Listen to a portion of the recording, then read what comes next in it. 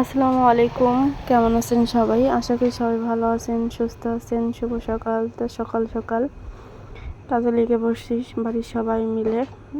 আর যতটুকু এই যে ধান ছিল ততটুকু হলো নিয়ে আসছে, তো এগুলোরই কাজ করা হচ্ছে।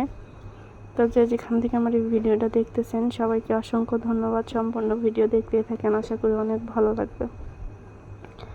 তো এর আগে আমি একটু ভিডিও ছাড়ছিলাম যে আমি ধান পিটাতে পারি। কিছু কিছু কমেন্ট আসছে যে এটা মনে হয় এমনিতেই বা এটা এডিট করা, বা আসলে না। গ্রামের মানুষ না, শহর গ্রাম মানুষ বলতেই হলো এমন কোনো চেষ্টা করলে এমন কোনো কাজ নাই যে পারে না বা পারবে না। ঠিক আছে, চেষ্টা করলে সবই আমাদের পক্ষে সম্ভব, আমরাও মানুষ। ঠিক আছে, তো এই জায়গায় হলো একটু ধান পিটাইতেছিলাম। এটা হলো সাথে হলো মামাতো ভাই। তো প্রতি বছরেই হয়তো বা আমি যখন ধান নিয়ে আসে আমি কিছুক্ষণ পিটাই, কারণ আমার খুবই ভালো লাগে আর নিজের কাজগুলো নিজেই করতে। তো ভীষণ মনটা খারাপ ছিল 2 দিন থেকে, একটু মানসিক টেনশনে বা মানসিক যন্ত্রণায় ভুগতেছিলাম। তো সেটাও আমি শেয়ার করবো ইনশাআল্লাহ, যে আসলে কী সমস্যা, কী আশার বিষয়।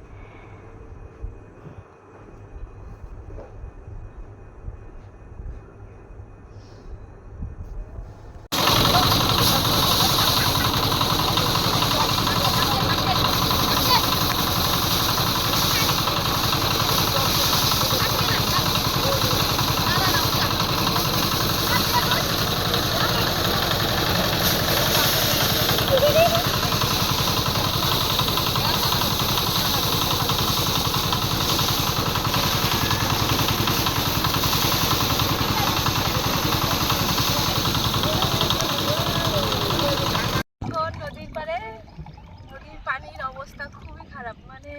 আর যদি এরকম কয়েকদিন বাড়ে তাহলে মনে করেন যে পুরো নদী ভরে যাবে। তো এই জন্য আসছি অনেক দিন পরে। ওই যে বাদাম উঠানোর জন্য গেছিলাম, তারপরে একবার আসছিলাম আর আসছি। তাও আবার মানুষ পাই না, জীবনকে সাথে নিয়ে আসছি। আমার ক্যামেরাম্যান ফারুক তো রাই ভুট্টা উঠানোর জন্য গেছে, জীবনকে ধরে নিয়ে আসছি। আমার মেয়েও আসে নাই, কারণ অনেক পানি, এই জন্য আমার মেয়েকে আমি আজকে নিয়ে আসি নাই।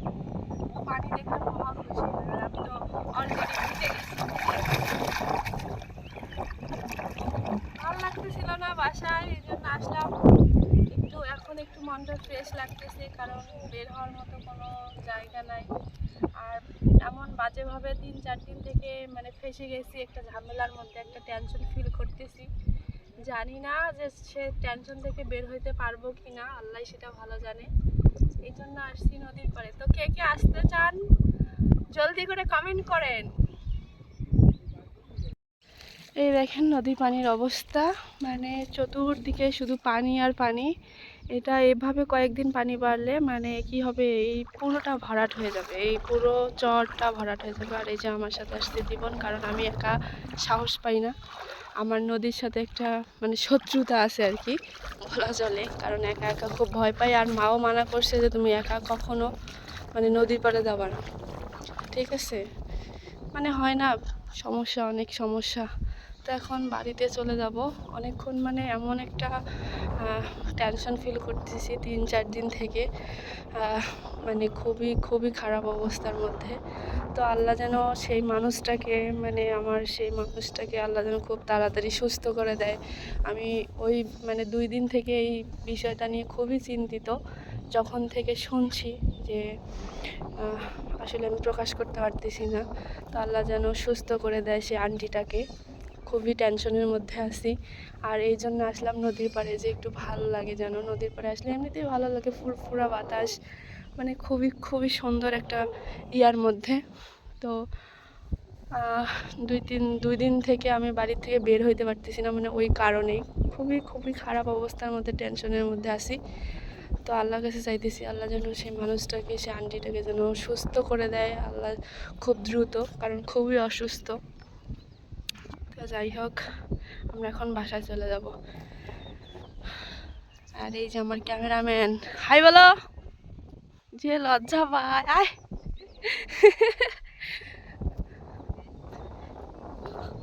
আমি হলো মেয়েকে নিয়ে আসি না, কারণ ও যে পানি পাগল, ও পানি পাইলে আর ওর কিচ্ছু লাগে না, ঠিক আছে। আর আমার আসার সময় আমি ক্লিপটাও নিয়ে আসতে ভুলে গেছি, মানে কাঁকড়াটা চুল বাতাসে এলোমেলো হয়ে গেছে।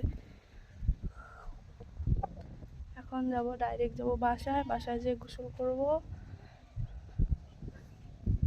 তো কে কে আসতে চান চলে আসেন, এই সময় বেশি পানিও নেই, মানে বেশি পানিও না, আবার মানে ইয়াটা উপভোগ করতে পারবেন, ঠিক আছে। অনেকেই কমেন্ট করেন যাবো আপনার বাসা কোথায়, তো এই ভিডিওর কমেন্ট বক্সে কমেন্ট করেন, ঠিকানা দিয়ে দেবো। এখন সেই ভালো লাগলো, সত্যি কথা। আমার মন মানসিকতা 2 দিন থেকে খুবই খারাপ একটা বিষয় নিয়ে, সেটা হয়তো বা বললাম আপনাদের। তো আল্লাহ যেন সব ঠিকঠাক করে দেয়, এটাই আল্লাহর কাছে চাওয়া। এখন বাসায় যাই, আমার মেয়েকে রেখে আসছি, জানি না কান্নাকাটি করতেছে কিনা।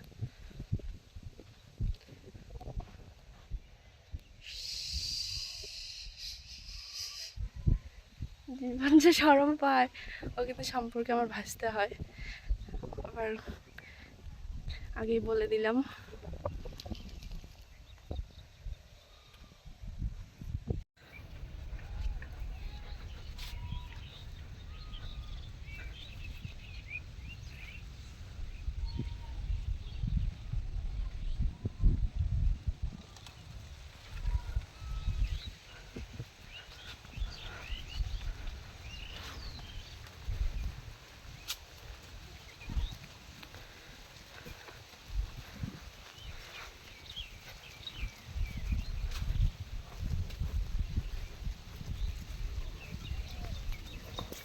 আমরা এই পাশ দিয়ে উঠে এখন বাসায় চলে যাব।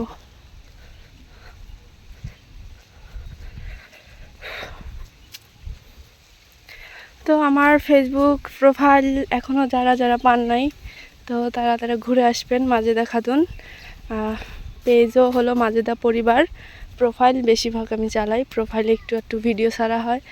তো যদি ভালো লাগে অবশ্যই একটু ফলো দিয়ে রাখবেন, কারণ আমার ইউটিউবে যে পরিবারগুলো আছে, মানে 5,000+ পার, তো তারা যদি ফলো দেয় অবশ্যই অনেক তাড়াতাড়ি হয়তো বা আগাইতে পারবো। তো আশা করি ভালো লাগবে, আর এরকম কোনো ভিডিও বানাই না যে আপনাদের খারাপ লাগবে। একটু হয়তো বা গান দিয়ে ভিডিও ছাড়ি, এই তো। তো অবশ্যই ফলো দিয়ে আসবেন, আর কে কে আমার প্রোফাইল মানে আসছেন অবশ্যই আমাকে জানাবেন যে আপু আপনার প্রোফাইলে ফলো দিয়ে আসছি, আর আমি তো দেখতেই পারবো যে আমার কে কে ইউটিউব চ্যানেল থেকে আসছে। তো আবারও বলে দিচ্ছি, আমার ফেসবুক প্রোফাইল হলো মাজেদা খাতুন, মিস মাজেদা খাতুন। তো অবশ্যই ফলো দিয়ে আসবেন।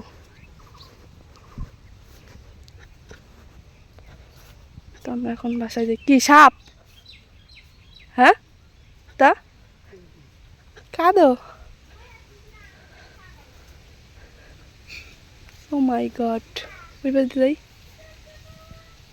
মাদ্রাসার কাজ প্রায় শেষ মোটামুটি, এখন বাইরের কিছু কাজ আছে।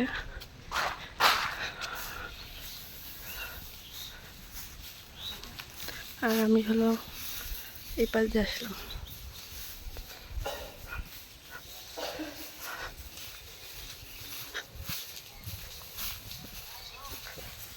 মাশাআল্লাহ মাদ্রাসার কাজ মোটামুটি হয়েছে, মানে খুব সুন্দর হয়েছে না রে, রং কালার সব, জ্বালানা গ্রিন টিন সব অনেক সুন্দর হয়েছে।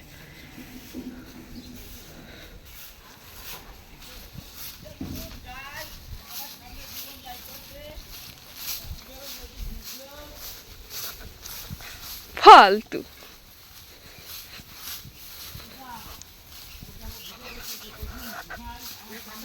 তো এবার আসি হলো কথায়, সেটা হলো আমার বাড়িতে কি হয়েছে না হয়েছে অনেকে জানতে চাইছেন, বা অনেকেই মানে কমেন্ট করছেন যে তোমার খালাকে যাইতে দিও না, বা এটা সেটা। আসলে কি বলবো, যে তাদের ব্যক্তিগত ব্যাপার, এখন খালাকে নিয়ে যাবে কি না বা খালা যাবে কি না সেটা আমি জানি না। হ্যাঁ, কারণ ওই বিষয়ে আমি কোনো কথাও বলতে চাই না, কারণ সব কিছু তাদের একান্তই ব্যক্তিগত ব্যাপার। আর আমার বাড়িতে আমি মানে খুবই ঝামেলার মধ্যে, সেটা আমি হলো 2 দিন যাবৎ খুবই টেনশনে, সেটা তো বললাম। তার মধ্যে হলো টেনশন করে আমি এত পরিমাণ অসুস্থ হয়ে গেছি যে আমার মরা দশা এরকম। আর আমি টেনশন নিতে পারি না, টেনশন করলে আমি অসুস্থ হয়ে পড়ি, এরকম একটা অবস্থা। তো এই বিষয়টা নিয়ে আমার বাড়ির মানুষরা অনেক চিন্তিত। আমার সাথে আব্বুর একটু ঝামেলা, কথা কাটাকাটি হয়েছে, সব মিলে আমি একটু অন্যরকম দিন পার করতেছি। তো হয়তো বা পারিবারিক সমস্যাগুলো আমি বলতে পারতেছি না, কিন্তু যতটুকু বলার দরকার ততটুকুই, কারণ এত কিছু পাবলিশলি আনা ঠিক না। কারণ অনেকেই আছে ভালো, অনেকেই আছে একটু ঘাটতেরা, উল্টাপাল্টা মন্তব্য করে। তো এই জন্য আমি খুলে কোনো কিছু বলতে পারতেছি না, সবার মন মানসিকতা তো একরকম না। তো আমি এই বিষয়গুলো নিয়ে খুবই চিন্তার মধ্যে আছি। আসলে যারা আমার সাথে যে আপু আন্টিরা আমার সাথে পার্সোনালভাবে কথা বলে, তারাই হয়তো বা জানে যে আমি কত বড় সমস্যা পার করতেছি, বাড়িতে কি সমস্যা না সমস্যা, ঠিক আছে। তো আশা করি বুঝতে পারছেন। আর খালার বিষয়টা নিয়ে আমি তেমনভাবে বলতে চাই না, কারণ ওদের বিষয়, ওরা হলো ঝামেলা হলো কি করবে না করবে সেটা একান্তই ওদের ব্যাপার। আর আমার বাড়িতে যেমন আমি অসুস্থ, আমার মেয়েটা আজকে হঠাৎ করে স্কুলে পাঠাইছি 9 দিন পরে। আমার মেয়েটা স্কুলে গেছে, ওখান থেকে রিটার্ন পাঠাইছে। এখন কেন রিটার্ন পাঠাইছে সেটাও বলি। হঠাৎ করে শরীর একদম ফুলে গেছে, যেটা বলার মতো না। এটা নিয়ে অনেক টেনশনে আছি। একলা মানুষ সংসার চালাই, সেটা বুঝতেই পারতেছেন যে কত পরিমাণ আমাকে ঝামেলা মেনটেন করতে হচ্ছে, ঝামেলা পার করতে হচ্ছে, সেটা উপরে আল্লাহ বা আমি জানি। আর এতটুকু জানি যে আল্লাহ যদি কাউকে কখনো কিছু দেয়, তাকে নাকি পরীক্ষা করে দেয়। সেই পরীক্ষা হয়তো বা আমি দিচ্ছি, সেটা আল্লাহই ভালো জানে। তো সবাই দোয়া করবেন যাতে আল্লাহ সব সমস্যার সমাধান করে দেয়, আমাকে আগের মতো স্বাভাবিক একটা জীবন দান করে। আমি আল্লাহর কাছে এত কিছু চাই না, আমার দ্বারাই যেন মানুষের উপকার হয়, কোনো যেন ক্ষতি না হয়, ঠিক আছে। আর আমি মন থেকেই সবার জন্যই দোয়া করি। আমার আরেকটা কথা না বললেই নয়, আমাকে যারা হেল্প করছে, সাহায্য সহযোগিতা করছে, আমি কখনোই অস্বীকার করব না। সেই মানুষগুলোকে যেন আল্লাহ খুব ভালো রাখে, সুস্থ রাখে।